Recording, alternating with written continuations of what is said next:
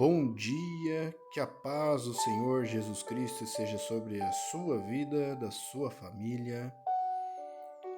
Estamos aqui novamente para mais um dos resumos dos livros do Antigo Testamento. Uma visão geral do livro de Jó. Eu peço a todos, por favor, que se inscrevam no canal. Estarei orando pela vida de cada inscrito.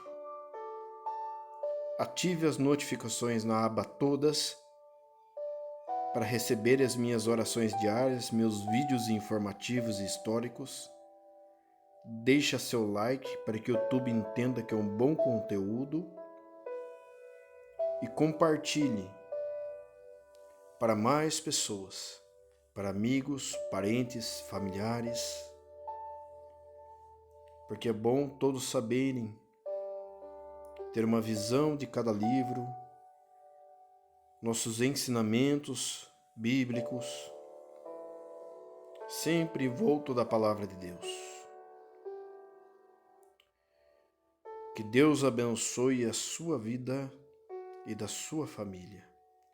Vamos então para uma visão geral do livro de Jó. O livro de Jó é um livro profundo e único na Bíblia por muitas razões. A história acontece em uma terra muito distante de Israel chamada Uz. Jó, o personagem principal, não é israelita e o autor, que é anônimo, nem sequer define a história em um período específico da história antiga. E tudo isso parece intencional. É como se o autor não quisesse que nos distraíssemos com questões históricas, para nos concentrarmos simplesmente na história de Jó e nas questões apresentadas pela sua experiência de sofrimento. O livro de Jó tem um conceito literário muito claro. Ele começa e termina com um breve prólogo narrativo e depois um epílogo. E então o corpo central do livro é uma densa poesia hebraica representando conversas entre Jó e 4 parceiros de diálogo chamados de amigos. E essas conversas são concluídas por uma série de discursos poéticos dados por Deus a Jó. Vamos nos aprofundar e descobrir como tudo isso funciona. No prólogo, conhecemos Jó e aprendemos que ele é um homem íntegro e honesto que honra a Deus. Ele é um cara muito bom. E então, de repente, somos transportados para os reinos celestiais e Deus está na corte em sessão aberta com a sua equipe. É uma imagem muito comum no Antigo Testamento que descreve como Deus governa o mundo. Entre os seres celestiais está uma figura chamada Satanás, que em hebraico significa o acusador ou o promotor. E é como se estivéssemos assistindo uma cena no tribunal. Deus apresenta Jó como um homem verdadeiramente justo e o acusador desafia a política de Deus de recompensar pessoas justas como Jó. Ele diz: a única razão pela qual Jó lhe obedece é porque você o abençoou com prosperidade. Deixe Jó sofrer e vamos ver se ele realmente é justo. E então, Deus concorda em deixar o acusador trazer sofrimento na vida de Jó. Agora, é nesse ponto da história que a maioria de nós se pergunta: o quê? Por que Deus fez isso? E daí assumimos que esse livro vai responder a essa pergunta. Por que Deus permite que pessoas boas sofram? Mas o livro não responde a essa pergunta. Nada no livro responde a essa pergunta. O prólogo estabelece as questões profundas que esse livro está tentando responder. Pergunta sobre a justiça de Deus e se Deus opera o universo estritamente de acordo com o princípio da justiça. A resposta a essas perguntas vem quando você lê o final do livro, não o começo. A razão do sofrimento de Jó nunca é revelada. Assim, o prólogo é concluído com o sofrimento de Jó, que é abandonado por sua esposa e é abordado por 3 amigos que tentam oferecer sabedoria e conselhos. Os seus nomes são Elifaz, o Temanita, Bildade, o Suíta, e Zofar, o Naamatita. E tal como Jó, nenhum deles é israelita. Eles representam as filosofias predominantes do Oriente Próximo sobre Deus, o sofrimento e a condição humana. E isso nos leva para a parte principal do livro. Primeiro Jó fala, e é assim que essa seção do livro funciona. Primeiro Jó fala e depois segue a resposta de um amigo. Então Jó responde ao amigo e outro amigo responde à resposta de Jó. E assim por diante durante 3 ciclos. Todo esse debate se concentra em 3 questões. O caráter de Deus é verdadeiramente justo? Deus dirige o universo estritamente no princípio da justiça? Se sim, então como explicar o sofrimento de Jó? Como veremos, Jó e seus amigos partem de uma grande suposição sobre a forma como a justiça de Deus deveria existir no mundo, considerando especificamente que cada detalhe que ocorre no universo deveria estar de acordo estritamente com o princípio da justiça. Então, se você é uma pessoa sábia e boa e honra a Deus, coisas boas acontecerão com você. Deus te recompensará. Mas se você é mau e estúpido e faz coisas pecaminosas, coisas ruins acontecerão. Deus vai te castigar. O argumento constante de Jó através dos seus discursos é esse. Antes de tudo, ele é inocente, e a implicação disso é que seu sofrimento não é um castigo divino. Agora, através do prólogo, sabemos que ambas as coisas são verdadeiras. Lembre-se que o próprio Deus disse que Jó é justo e irrepreensível. Assim, Jó conclui seu argumento acusando Deus. Ou Deus não comanda o mundo com justiça, ou, pior ainda, o próprio Deus é simplesmente injusto. Os seus amigos, por outro lado, discordam. Seu argumento é que Deus é justo, sendo a implicação que Deus sempre governa o mundo nos moldes da justiça dessa forma. Assim, eles concluem acusando Jó e não Deus. Jó deve ter feito algo muito, muito ruim para que Deus o castigasse assim. Eles até começam a imaginar possíveis pecados que Jó tenha cometido. Jó protesta tudo isso. Na verdade, ele fica tão cansado dos amigos que acaba desistindo deles. Ele leva o seu caso diretamente a Deus. Agora, algo que você deve se lembrar é que Jó está vivendo uma montanha-russa emocional nesses problemas. Ele costumava acreditar que Deus era justo, mas agora ele não consegue reconciliar isso com seu sofrimento. E assim, em alguns momentos, Jó acusa Deus de ser um valentão. Ele declara que Deus orquestrou toda a injustiça do mundo. Mas no momento em que pronuncia esse pensamento, ele fica aterrorizado porque quer ter esperança e acreditar que Deus é verdadeiramente justo. Jó se sente muito confuso nessa parte e, assim, ele faz uma declaração da sua inocência e exige que Deus apareça pessoalmente para se explicar. É nesse momento que um amigo surpresa aparece, Eliú, o Buzita. Ele não é israelita, mas tem um nome hebraico. E Eliú tem a mesma suposição que Jó e os seus amigos.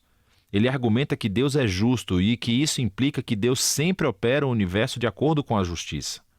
Mas Eliú tem uma conclusão mais sofisticada sobre por que as pessoas boas sofrem.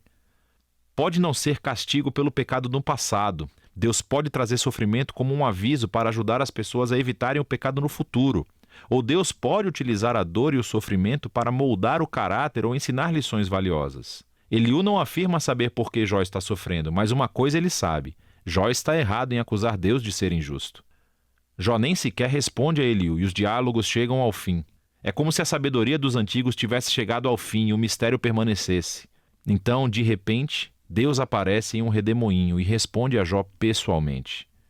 Ele primeiro responde à acusação de Jó de que ele é injusto e incompetente em administrar o universo. Então Deus leva Jó em um passeio virtual para conhecer o universo e ele começa a fazer várias perguntas sobre a ordem e as origens do cosmos. Jó estava vivo quando Deus criou a Terra ou organizou as constelações? Jó alguma vez comandou o nascer do sol ou controlou o clima?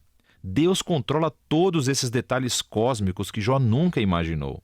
Então Deus começa a entrar em detalhes, descrevendo os hábitos únicos de pastoreio de cabras da montanha e como os cervos dão à luz, ou mesmo os padrões de alimentação dos leões e jumentos selvagens. Mas por que tudo isso? Você se lembra da suposição de Jó e seus amigos sobre como é que Deus governa o mundo de acordo com a justiça?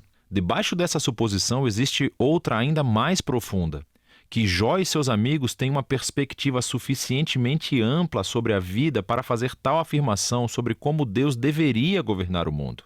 A resposta de Deus com esse passeio virtual desconstrói todas essas suposições. Em primeiro lugar, mostra que o universo é um lugar vasto e complexo e que Deus controla tudo, todos os detalhes. Jó, por outro lado, não pode tirar conclusões através do pequeno horizonte de sua experiência de vida. Sua visão é muito limitada. E assim, o que parece ser uma injustiça divina do ponto de vista de Jó precisa ser visto através de um contexto infinitamente maior. Jó simplesmente não está em condições de fazer uma acusação tão grande sobre Deus. Após o passeio virtual, Deus pergunta a Jó se ele gostaria de microgerenciar o mundo por um dia, de acordo com o princípio de justiça que Jó e os seus amigos presumiram, castigando todos os atos malignos de cada pessoa a cada momento com a retribuição precisa. O fato é que agir com justiça num mundo como o nosso é algo extremamente complexo. Nunca é preto no branco, como Jó e os seus amigos parecem pensar. O que leva ao último ponto de Deus.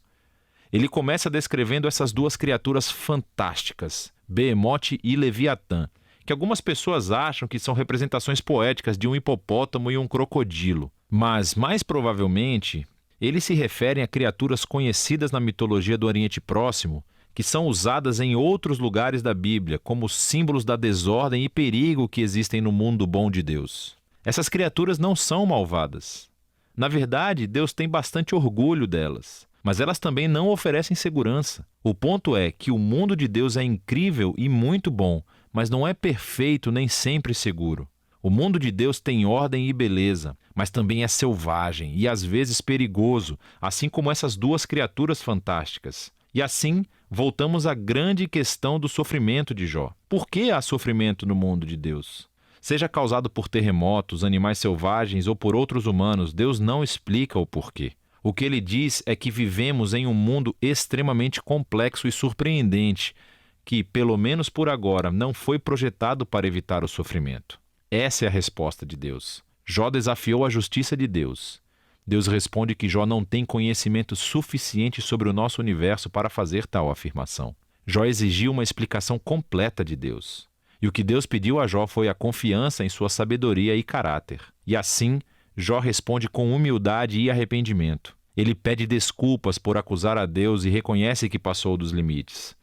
Então, de repente, o livro conclui com um breve epílogo. Primeiro, Deus diz que os amigos de Jó estavam errados, que as suas ideias sobre a justiça de Deus eram simples demais e não eram completamente verdadeiras à luz da complexidade do mundo ou da sabedoria de Deus. E então, Deus diz que Jó falou corretamente sobre ele. Isso é surpreendente porque não se aplica a tudo o que Jó disse. Quer dizer, sabemos que Jó tirou conclusões precipitadas e erradas, mas ainda assim Deus aprova a luta de Jó. Como Jó veio honestamente diante de Deus com toda a sua emoção e dor e simplesmente queria falar com o próprio Deus. E Deus diz que esse é o caminho certo para processar tudo isso, através da luta em oração.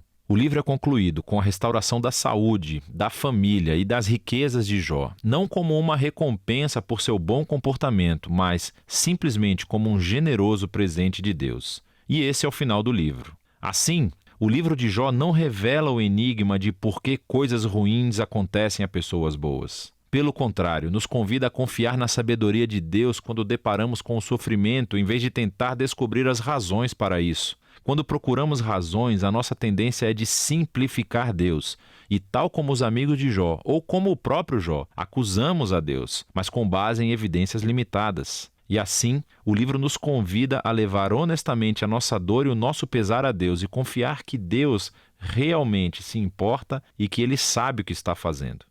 E é disso que trata o livro de Jó.